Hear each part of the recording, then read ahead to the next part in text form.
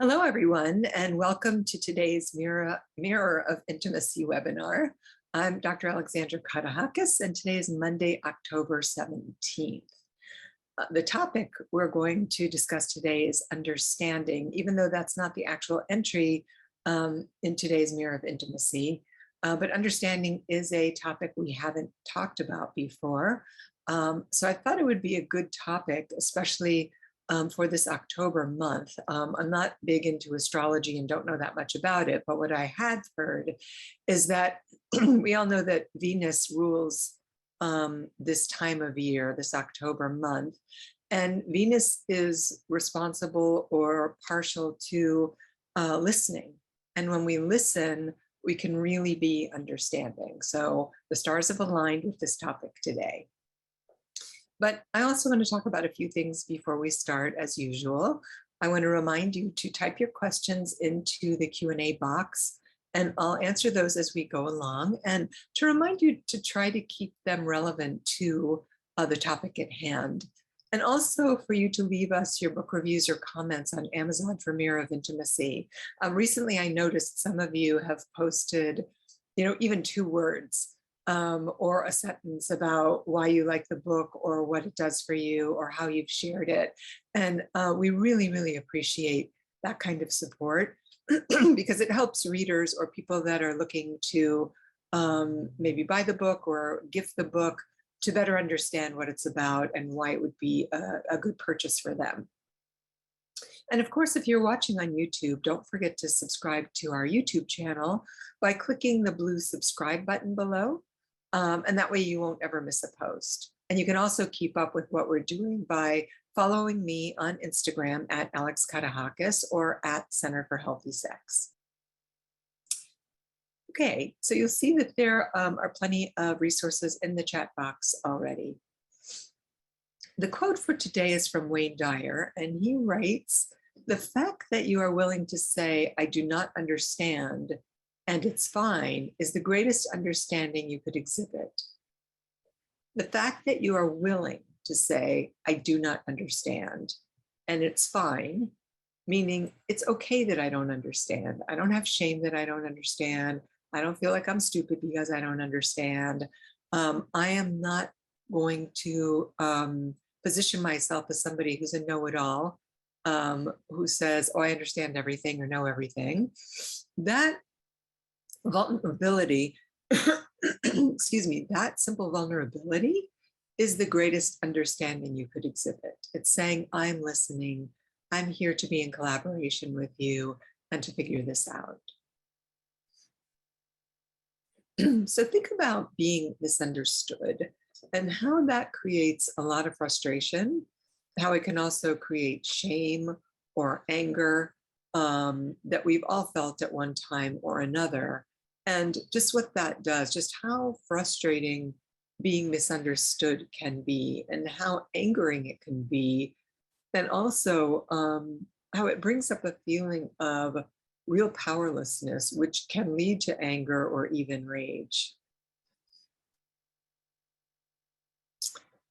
So when we communicate what we're really passionate about, whether it's intellectual or emotional, it feels almost impossible when we're misperceived, when we're not really heard, when we're not really understood, especially when the relationship stakes are high. This is especially challenging in an argument with somebody or a disagreement with somebody. So we want to be able to feel heard and feel understood, and also think about how we're communicating. What is our part in the misunderstanding?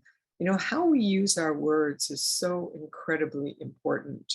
And we can't really choose our words wisely if we're in a heightened state. So in Buddhism, they talk about right action and right speech. And why right speech? Because our brains are extremely fast. We have very fast operating systems. And so we're very quick to fill in the blanks or make assumptions. And we're generally wrong. We make a lot of errors. We misperceive our partners. We misperceive people we're in conversation with. Oftentimes, we're not even making eye contact. We're sort of wandering around a room. or we're shoulder to shoulder with somebody, we're not really connecting and not really making eye contact in that connection and listening acutely to what the person is saying. So think about, the most critical conversations you have. What is the context in which you are having them? How are you listening, or are you busy formulating your response while the other person's talking? So you're not really even hearing what they're saying. So how deliberate can you be and intentional can you be? And how much can you regulate yourself so that your higher executive functions are online and you're not just operating from your threat detection system or your midbrain, which is more primitive in its reactions. And that part of the brain is what some scholars call the quick and dirty route. Data comes in and it very quickly gets spewed back out, even though it's not accurate. So the slow and accurate route is to make sure you're regulated. You've got good heart rate, right? You're not sweaty, you're calm. You can listen to your partner and really take in what they're saying and have some critical thinking about it. So you're not just reacting in a knee-jerk kind of way that starts to escalate the communication.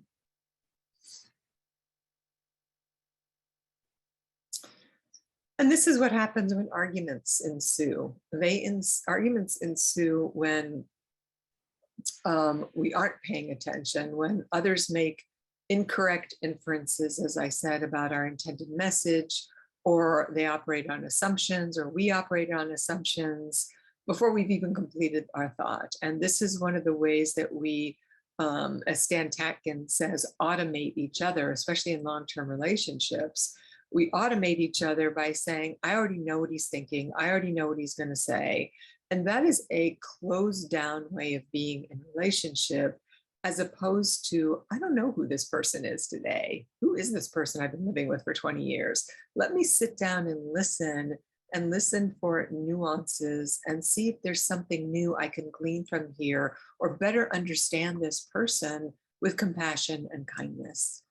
Somebody wrote in and said, my husband is a covert narcissist in recovery.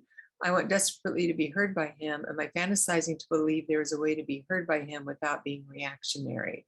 Well, I would say yes. If this is definitely a diagnosis that he has, he's not been in recovery very long. Unless he's in therapy and really working on these structures, it's not likely you're going to be heard, because people that are narcissistic typically are guarded and defended because they had to be as young children growing up to protect themselves.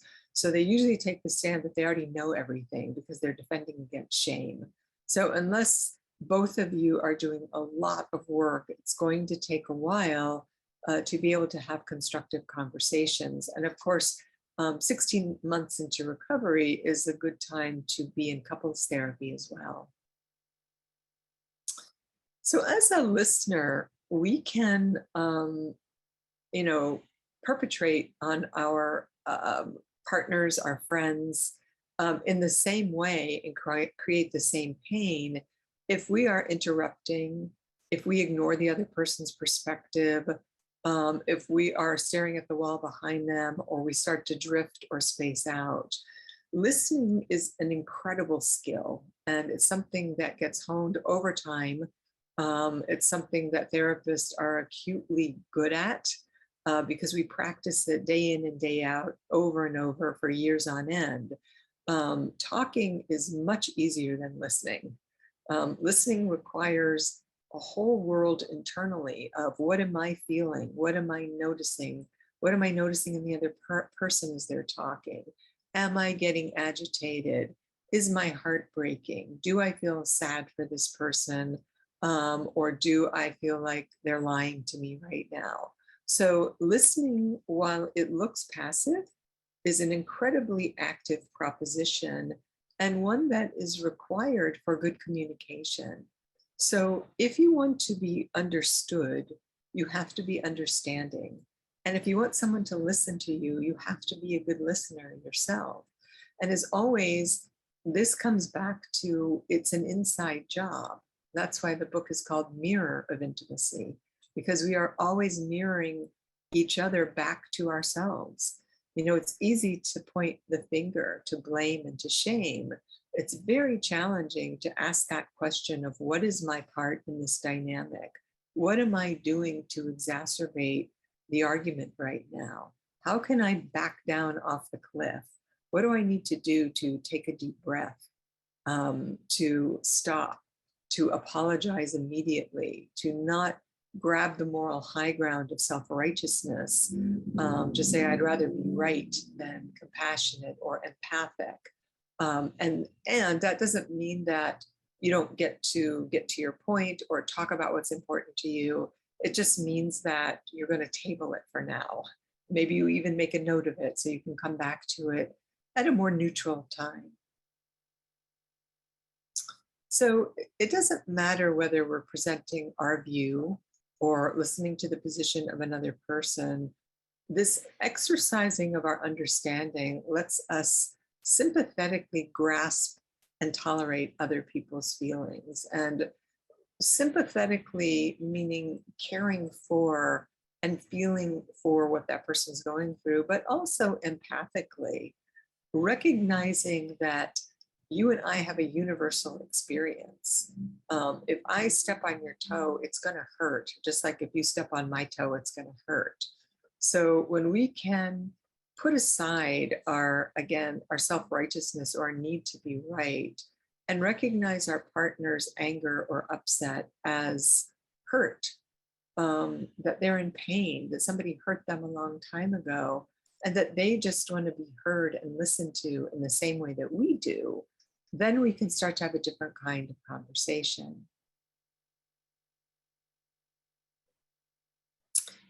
So misunderstandings usually occur in a relationship, as I said before, when we take our partners for granted and we don't extend graciousness to them. We don't extend forgiveness to them that we might give to other people. And we have to ask ourselves, well, why do I give it to other people and not my partner?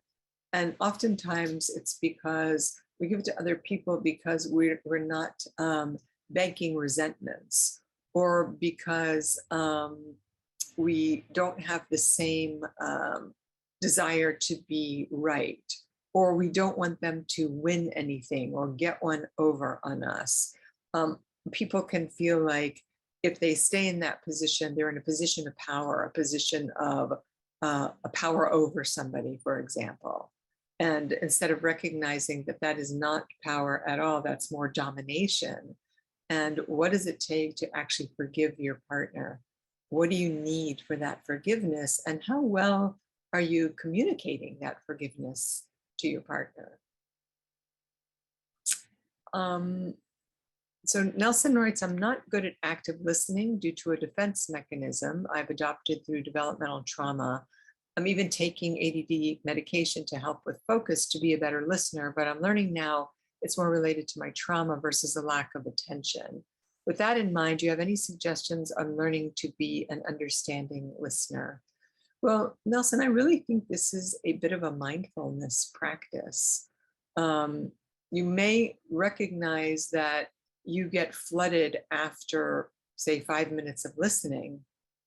So that's why I recommend for people, especially people in early recovery, to do check-ins with each other every single day, even if it's 15 minutes, 7.5 minutes for each person, where you sit knee to knee, face to face, eye to eye, and you express to each other what one resentment you have today, or one thing you did to dishonor the relationship today. And it might be something as simple as, I said I was going to take out the trash. I didn't do it. I'll do it later.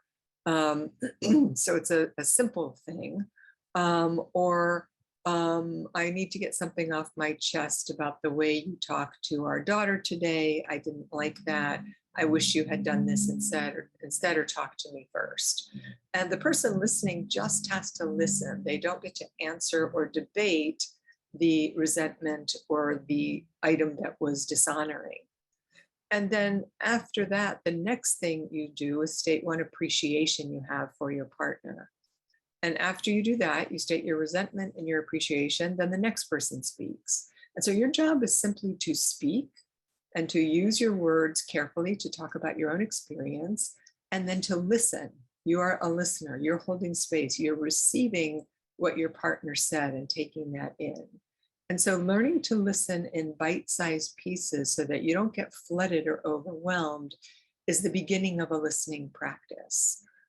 Many males, and this is, kind of a gender specific statement that's in the middle of the bell curve, not all males certainly, but many start to get flooded with too much conversations, too many words, too much is coming in, and they can't process it fast enough. So they get overwhelmed and they can go into shame and then get angry, and it becomes a mess. So small exercises in speaking and listening are your best bet. Okay, Reba says, I will ask something to my husband who's in recovery for 18 months, porn addiction, 25 plus years, mother enmeshment, emotional abuse, etc., in a calm way. Simple request. He continuously assumes, makes up a different story in his head, and when responds to me, it is either a stonewall, etc. How do I keep trying to connect when he can't simply hear what I'm saying and respond to that? Well, stonewalling is not a good sign in a relationship. John Gottman talks about the four horsemen of the destructive of the apocalypse, and he's talking about the destruction of relationships, typically marriages. And stonewalling is one of those four horsemen. There's no way to be in a dyadic, collaborative, securely functioning relationship when you've got somebody stonewalling you. You might as well be talking to a wall. So I would suggest that you stop trying to get him to talk to you outside of a couples therapy forum, so you can decide whether this marriage is for you or not. And I know that sounds kind of harsh and sort of black and white, but it's really important for women especially that we pay attention to the clues that we're getting, that we pay attention to the data that's coming to us. If you have a partner who you can't ask the simplest thing of in a calm way, a simple request like, can you move the car, or can you help me out with the groceries, or can you take care of this thing we said we were going to do this weekend, and you get nothing back, why bother? Why be in a relationship like that? Because it can feel extremely shaming to be on the receiving end of that, like there's something wrong with you. So I would encourage you to get into couples therapy and to get the help you need to start to unpack this. So Susie asks, do you recommend any particular modality to improve listening skills for couples? I think pretty much every marriage family therapist is trained in communication skills. So there's something called active listening, where they'll ask you to repeat back exactly what you've heard. And that starts to train people in listening. People that are trained in Pia Melody's model of post-induction therapy use talking and listening boundaries. So you really have to interview therapists to ask them how they work with communication. So for example, the woman we heard from earlier who was talking about stonewalling, that would be a question for a therapist. This is what my husband's doing. Can you help with this? Can you help us start to have a conversation? Of course, if he's not willing to talk to the therapist, then there's no place to go from there. But best to talk to therapists about that. All right, so back to this notion of taking our partners for granted. This is really a death knell for a relationship also. And we have to ask ourselves, why do we do that? And what can we do to infuse a novelty in the relationship? And the answer to this is always simple, but not easy. It's agreeing. The couple has to agree that they're operating from a place of kindness and fairness. And if you don't have a directive in your relationship for how the relationship is meant to run, you're going to have trouble because you're not both on the same page. And again, Stan Tatkin, who's written Wired for Love, We Do, He's written a number of books on what it means to be in a securely functioning relationship. He tells us that secure functioning means that couples have agreements and they stick to their agreements. So you have agreements about how you talk to your in-laws, how you parent your children, how you handle your finances, how you take vacations, how you spend your money on a day-to-day basis. You make agreements for how to run your relationship. And when you make those agreements and you keep them, then you are actually operating from a place of fairness and you're looking out for each other, because what's good for me is what's good for you. If we have an agreement that I don't make any purchases over, say, $100 without talking to you about it, and I do that anyway, I've just broken your trust. So you can't really trust me now with money because I said I was going to do one thing and then I did something else. Even if it's $101, by the way, which is silly, you might go to your partner and say, hey, this thing is $101. And they're like, fine. But at least you let them know that you're about to step over the line of your agreement. And when you go to spend that $101 without telling your partner, you have to think about, well, is this really good for my partner? Because he or she's going to be upset or angry. So if they're upset or angry, then that's not good for me. So I'm not going to do this. I'm going to use some impulse control. I'm going to talk to my partner, and then I'll buy the thing later today or tomorrow. It's not the end of the world. So that's an example of what I'm talking about when it comes to how do you create a relationship that is secure, that's safe, where trust is crucial. And then it's always important to look at the ways that we violate those things also, because nobody is perfect. We're all challenged in relationship. We do the best we can, but are we operating from a place of understanding, forgiveness, not taking each other for granted, and keeping our agreements? Because oftentimes we will thoughtlessly trample on our partner's opinions, and also on when we have agreements like that and just sort of roll our eyes and say, oh, it's only $101, but that wasn't the agreement. Or our partner has an opinion and we don't like it because we think we already know what they're going to say, when we actually don't know, because we all change and shift. And there's nothing more annoying than someone saying, well, you always, or, you've been saying this for years. And it's like, well, maybe I've been saying it for years, but guess what? Yesterday, I just had a revelation and I don't want to say that thing anymore. And if you don't make a space for me to be new, if you don't make a space for me to change and share it with you without being shut down or shamed or dismissed in some ways, then there's no space for me to grow or for us to grow together and for us to see each other and to say, hey, I'm really proud of you because you used to always do X, Y, and Z by your own admission. And I've recently seen you doing A, B, and C. And it's so great. And I'm so happy for you. Congratulations. As opposed to, well, it's only one day you've been doing A, B, and C, and you're probably going to do X, Y, and Z again. So we don't want to have a dismissive attitude like that because it diminishes the person's sense of worth.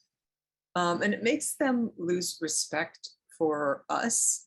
And it will destroy sexual attraction also. So I want to cover that a little bit also, that when we're dismissive of our partner, when we treat them poorly, when we take them for granted, when we stonewall them, when they're trying to talk to us, when we have contempt for them, which is a combination of disgust and anger, there's a whole lot of resentment and unspoken resentment, although it's passive aggressively being spoken, going on. And until all of that can be repaired, until all of the resentments of the past can be talked about, parsed out, forgiven, dealt with, cried about, you name it, there's no way to move forward.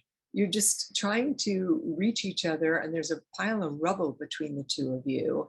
And you're both mad as hell that the rubble's there.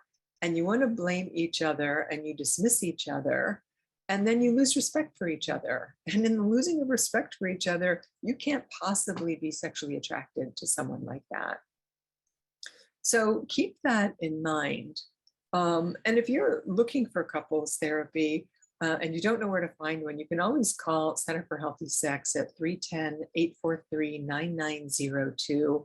And an intake counselor will talk to you about what your needs are. And if we can't help you, we can certainly help you find a referral somewhere in the country. So don't be shy about picking up the phone and calling us if you have any questions at all.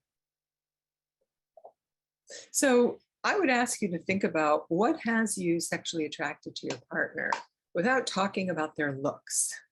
If you didn't talk about their looks, what would you talk about? What is the thing that has your heart opening, that has you feeling like you want to be involved with them? That there's something about their humanity that's just so beautiful, or so smart, or so funny, or loving, or kind, or caring, or protective of you. Do those things exist in your relationship? And if not, why not?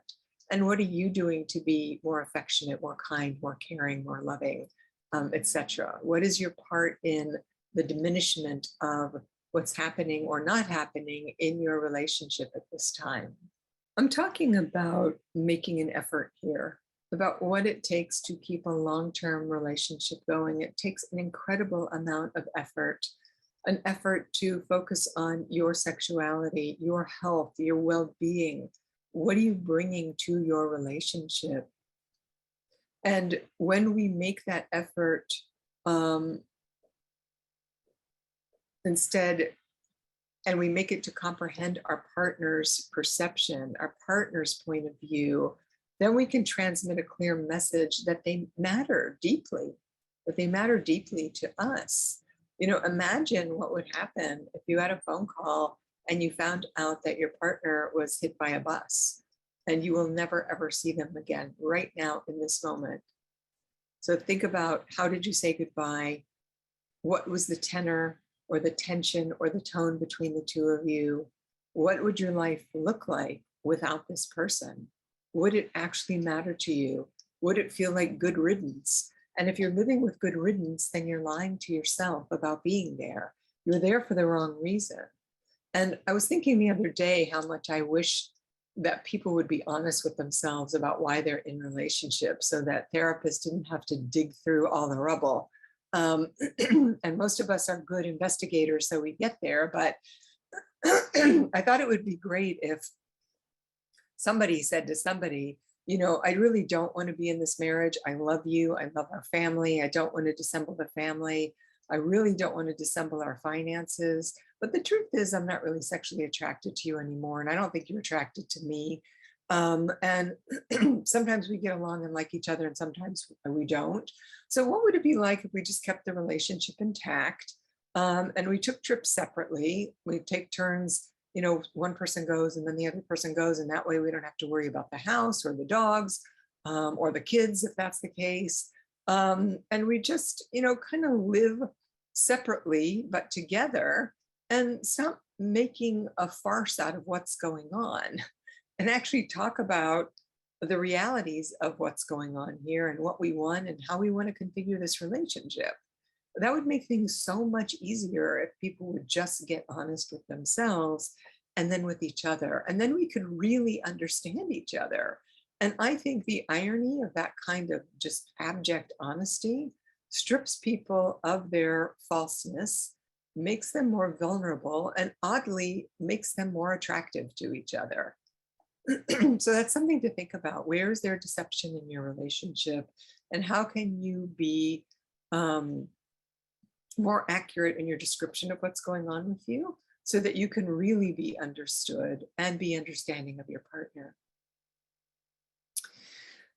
Somebody writes, it's very difficult if a spouse broke agreements and lied to and was deceitful for decades, and it's still emotionally stunted. I feel like I'm married to a teenager. He dismissed me for years, and now when we're both in therapy, it's so difficult to actually respect him and find a way back to even caring.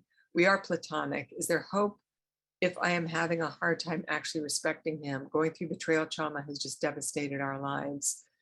Yeah, that is a very difficult question to answer, because I've seen it go both ways. I've seen partners start to empower themselves by really focusing on healing themselves first. And this is a very challenging thing to do because of the desperate need for attachment, and also, to deal with how activated your fear system is and how much you mistrust and don't respect him. And that is a real bind that partners find themselves in. They're simultaneously, destroyed and need comfort and care from the person who destroyed them, and also don't want to see that person ever again. And you're in a process now of really wading through the rubble to see if there's anything that's salvageable there. But it's really important that you not lie to yourself in this process, that you don't make exceptions or constantly give somebody the benefit of the doubt when they shouldn't be getting it, and discerning when they should be getting it. You see, so it's a very, very sticky wicket that you're in right now, but you have to give it time. I would give this couples therapy at least a year, and I would make sure for you that you're in your own therapy and that you're discovering who you are, what's true for you, what do you like, what don't you like, what sort of things bring joy to you, whether it's learning a new skill or traveling somewhere, or deciding that you're going to lose some weight and get in shape. Like, what really lights you up? Because again, this is an inside job. You have to heal your own heart. You cannot be reliant on the person that hurt you the most to heal you fastest. Now, I've seen couples do extraordinary work together and restore their marriages to something good and even beautiful, and by their own admission, better than it's ever been, because they're more honest than they ever were.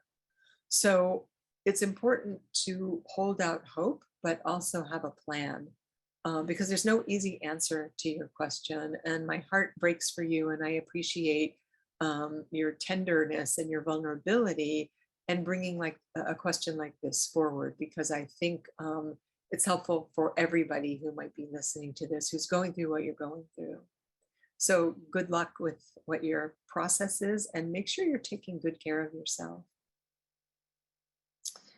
So when we make the effort, again, to comprehend our partner's pain and the message that they are trying to get across to us, then they can matter more deeply to us. And that's what we're looking for. So when you're really, really interested in your lover, that means you pay close attention to what he or she says or does. It's not just about their words, it's about their actions also. And our words can be empty if our actions don't support our words. So that's the idea of walking the talk, not just talking the talk. Because words can be hollow and empty, even if they're flowery and beautiful and poetic. They don't mean anything if actions don't back them up.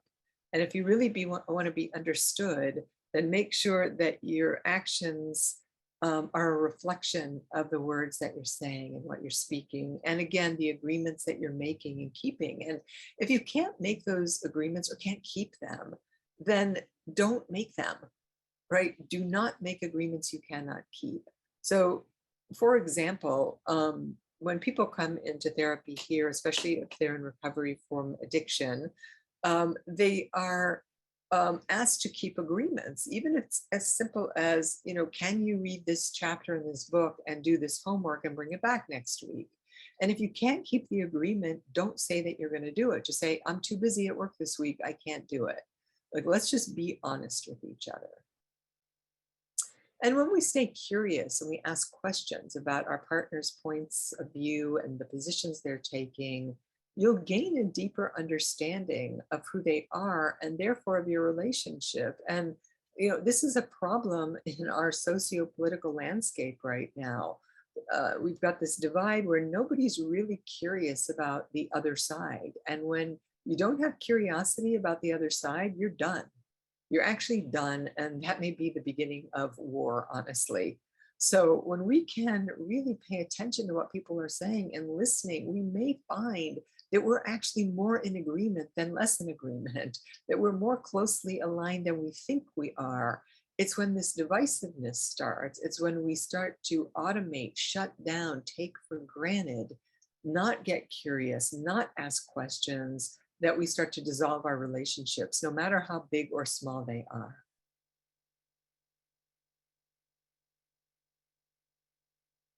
So when you put into practice understanding over reacting, when your relationships are difficult, you start to create a vital energy between the two of you.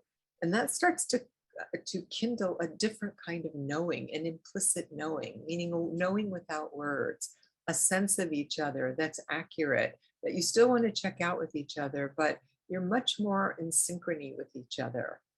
And so that's really what we're looking for. So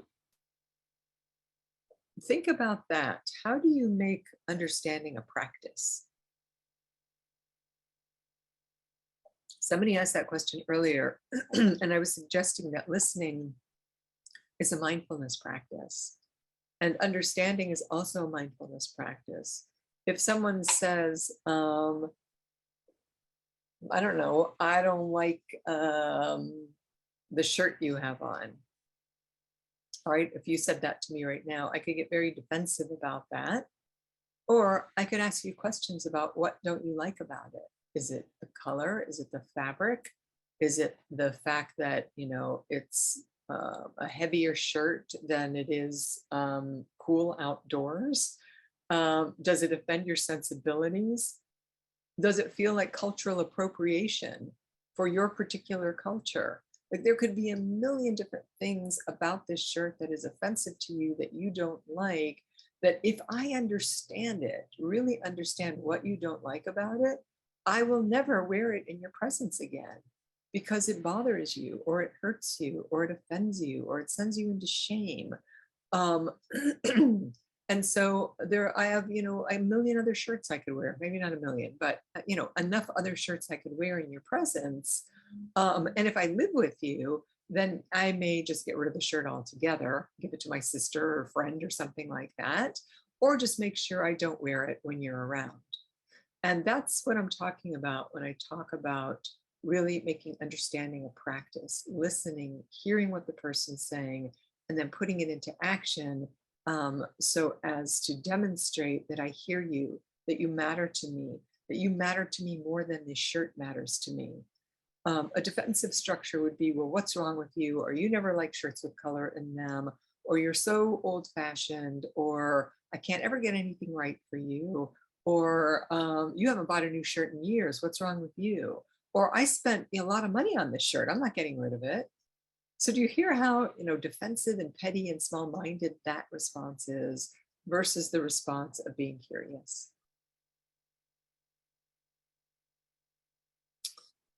What we call soul to soul or body to body understanding really starts to transcend words.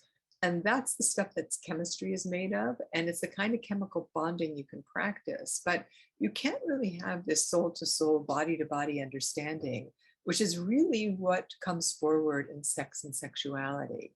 When the bodies are in concert with each other, when they're free to express and to explore and to be wanted and taken, that has to be undergirded by an enormous amount of trust and caring, and knowing that you're not going to be hurt or made fun of or judged while you're in your most vulnerable state.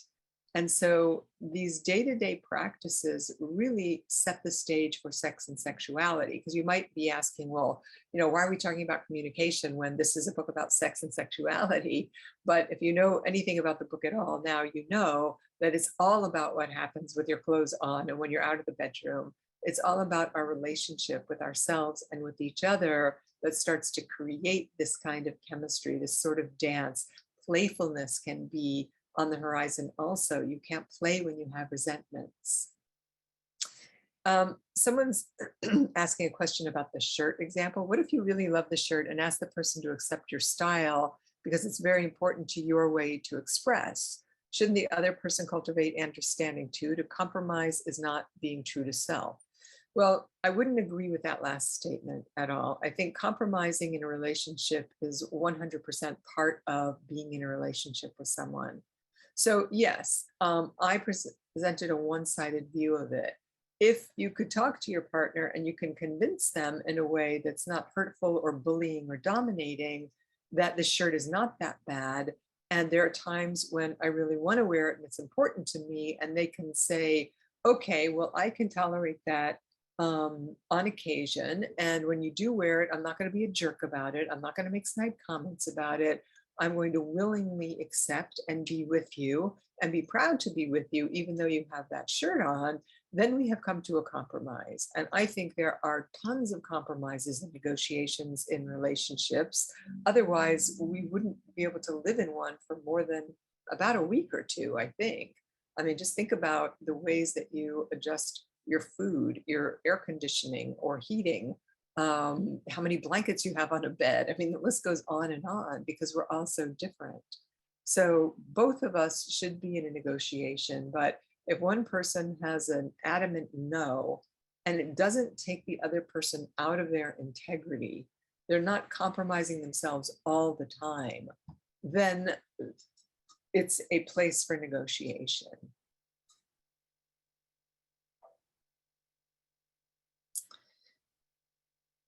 Okay, so our daily healthy sex acts for today are to pay attention to whether you pay attention to your partner.